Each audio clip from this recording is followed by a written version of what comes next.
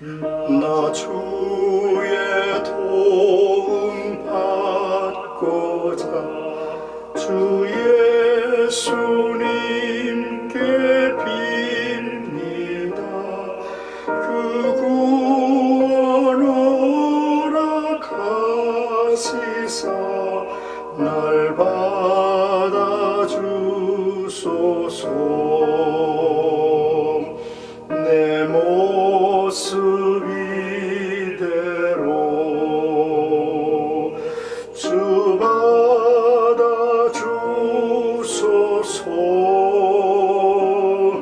날 위해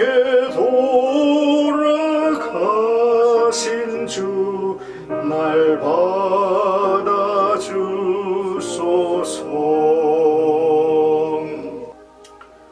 오늘 우리가 함께 할 말씀은 사도행전 25장 23절에서 27절까지 무리 앞에 선 바울이라는 주제가 되겠습니다.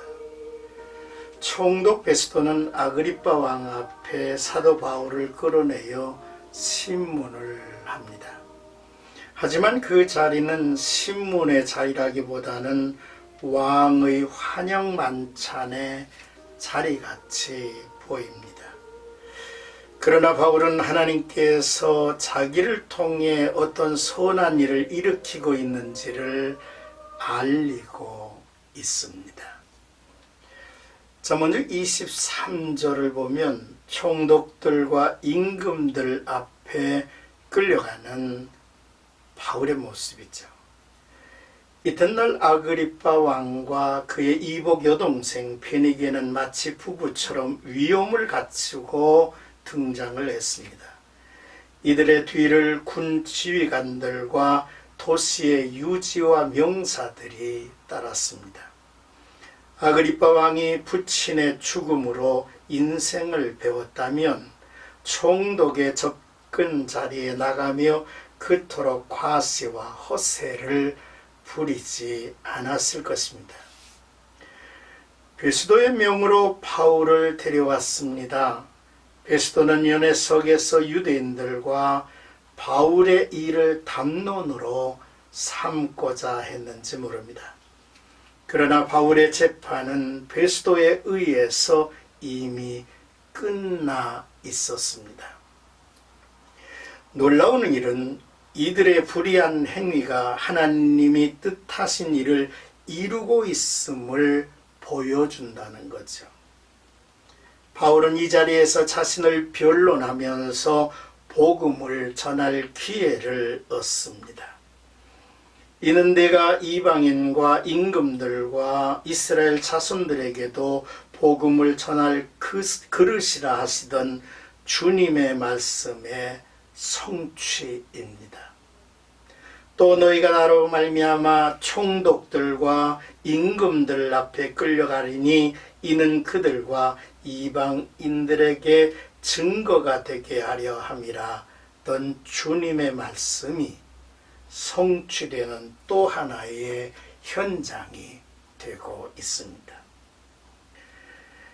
24절에서 27절까지는 베스도가 상소할 자료가 있을까 해서 바울을 데려왔다는 내용입니다.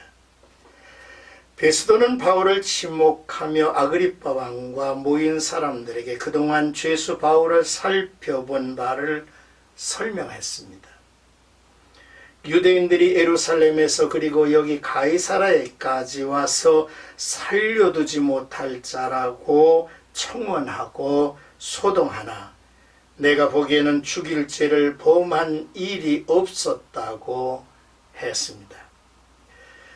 자, 그렇다면 무죄를 선고해야 할 일이었는데 유대인의 눈치를 보면서 예루살렘에서 재판을 다시 하겠으니 거기서 재판을 받겠느냐는 제안을 바울에게 했는데 바울이 이 베스도 총독의 말을 거절했습니다.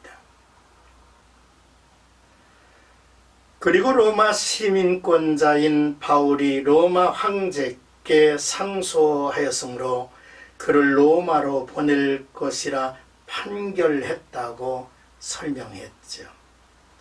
하지만 로마로 보내게 된 것은 베스도가 결정한 일이 아니라 하나님의 결정이셨음을 우리는 보게 되죠. 베스도는 이 복잡한 문제를 황제에게 보내게 된 것이 짐을 내려놓고 벗어난 것으로 생각을 했습니다.